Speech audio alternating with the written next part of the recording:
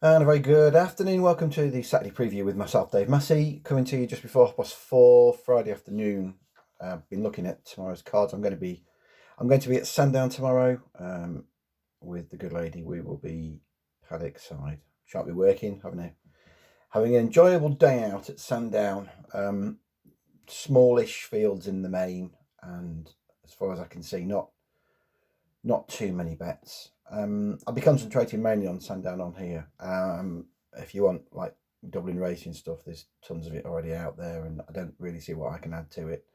All I would say, of course, is for those of you that have followed me in with Monsieur Lecoq on champion hurdle betting, tomorrow's probably make or break for us. We'll find out tomorrow what he's capable of. If he can get somewhere near, travel and get in amongst them, first three, first four, then I presume that they'll be chancing their arm in the big one. But we will see tomorrow what Monsieur Lecoq I think he's capable of. I don't think there are any excuses. So I'm hopeful that he performs well and they go on to Cheltenham and keep the 100 to 1 dream alive. Say no more than that, I think. Sandown's card tomorrow is, as I say, small fields in the main. The first race is the novices at 12:40. I've not got any great interest in. I sort of wanted to take Palladium on, but the more I look through the race, the more I don't want to take Palladium on. Really, I'm happy to just sort of sit the race out. I think, and it'll just be a case of making a few notes tomorrow. I can't see me having a bet in that. The 115 is moderately interesting in so much as this is probably going to be run at some pace. All six, to varying degrees, like to be ridden prominently. Well, certainly now, anyway. Cad Delan in the old days used to be held up, but when he won at Ludlow a couple of starts ago, I think it was Ludlow, made all the running anyway, a couple of starts ago. So they've changed tactics on him as well. First Flow likes to get out there, Delir Destraval, Joke Dancer. They're all to varying extents. So they'll all want the lead. It's going to be running at 1,000,000 miles an hour. It will probably suit Dolos, I think, who is the class act of this field, has won this race last year, actually beat Gino Trail in this race last year. He's higher in the weights this time around, but nevertheless, I think he's the one that's probably going to benefit from them going a bit too quick up front, because he can sit off them and he can travel on that ground. So he's probably my idea of that. Whether I want to bet him, I think with price is probably about right. They put him in second favourite, 130, and I'd say that's about the right sort of price rather than massively overpriced. The 150, the contenders. When I looked at this in the week, I'd sort of thought, what price is Call Me Lord going to be? Exactly how short is Call Me Lord going to be? And around about sort of 80 or 13, 4 to 6. On a sort of second look at the race this morning now, the way it's cut up, and well, as I speak, they're coming now for Eldorado Allen, who's now in a 5 to 2. I can see Eldorado Allen giving Call Me Lord a race tomorrow in receipt to £6. Don't think that will bring them quite close together, I think, because there's definitely more to come from Eldorado Allen. Went back and had a look at that win here a couple of seasons ago when he beat Sansolano, Savarano, I should say. That form's looking pretty decent now. He's clearly been difficult to train. Came back from a year off to finish second to Mill Green here in December. He should come on plenty for that.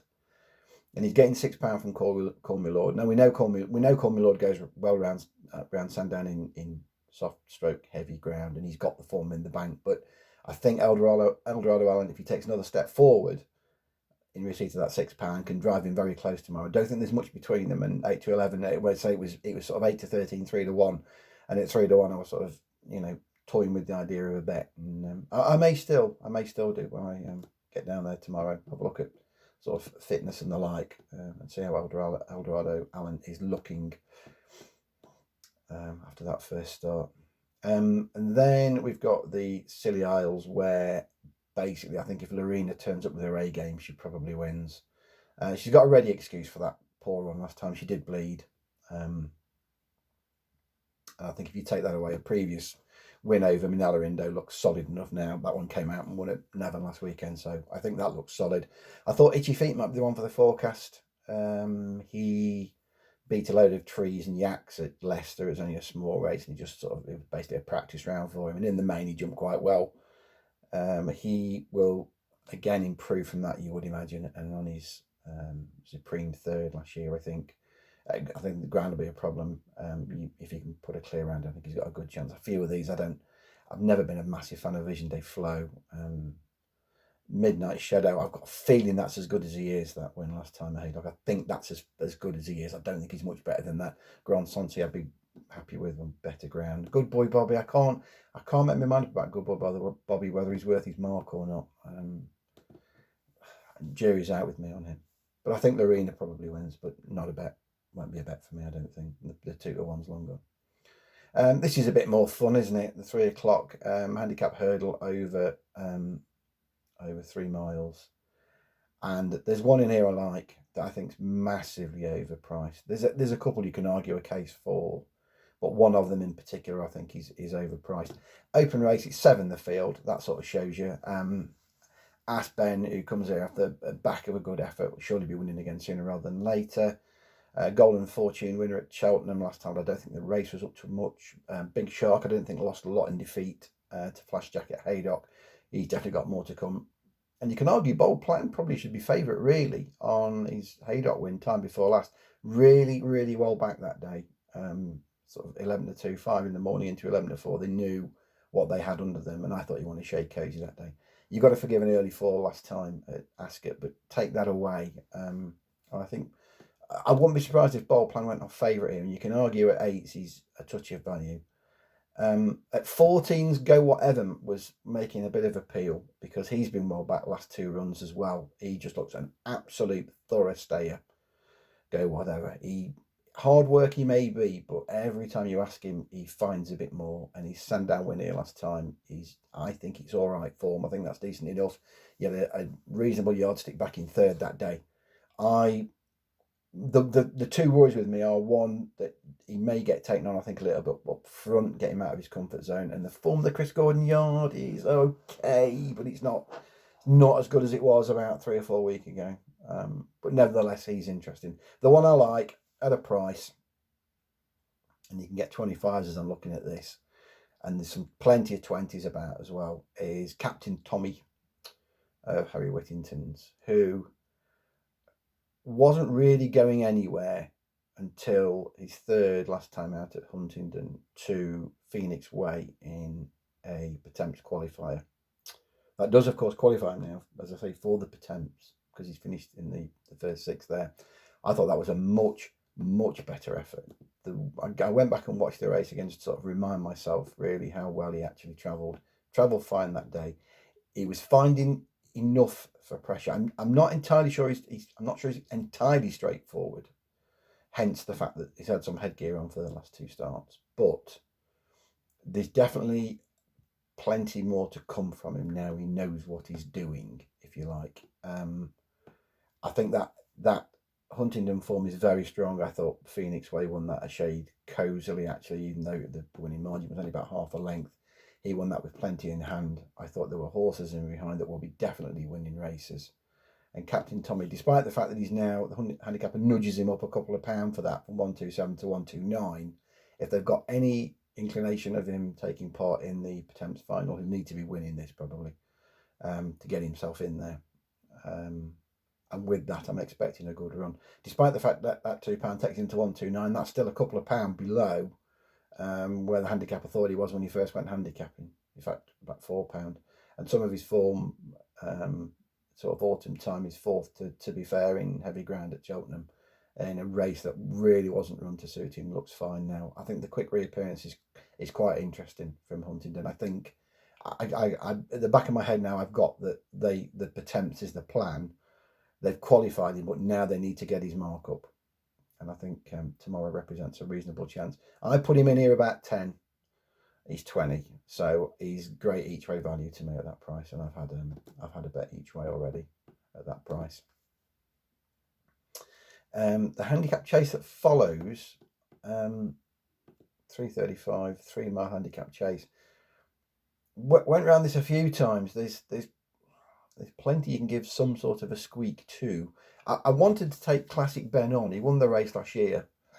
and he's only £1 higher this time around. He beat Ami Desbois, and he's only £1 higher this time around, which makes him look, well enough treated. But a fair few of Stuart Edmonds in the past fortnight have run well below where I thought they should be, which has got to be of some concern to me. And with that, I was sort of trying to take him on with one or two. Ami Desbois himself is quite interesting. He comes here off the back of a really good effort behind Big River at Kelso, and I've got Big River. I've got one eye on Big River for the Ultima this time around. Now he's been equipped with some headgear. His jumping's got a lot better. It's not brilliant, but it's better. And I think there's a big race in Big River. So I rate that form. I think that's decent. But he's just hard to win with, Ami Desbois, and he's been nudged back up £3 for that as well. So I think it's place rather than the win for him. Mr. Malarkey, I've all but given up with now, I'm afraid. That 6th at Newbury in the old Hennessy now Silver Trophy. I made the point last week, nothing out the first 10's come out of that and won or even got place since. The winners have come from much further down the field.